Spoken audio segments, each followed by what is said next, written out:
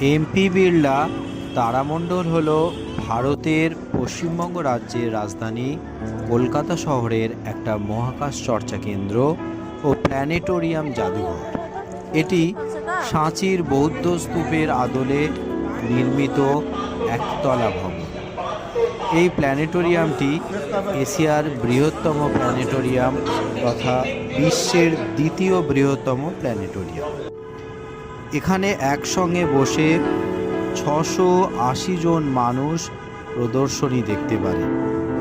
ইংরেজি, বাংলা, হিন্দি প্রভৃতি ভাষাতে তা সঞ্চালিত হয়। প্ল্যানেটোরিয়ামের মধ্যে কৃত্রিম মহাকাশ তৈরি করে মহাজাগতিক কার্যকলাপ এখানে প্রদর্শন করা হয়।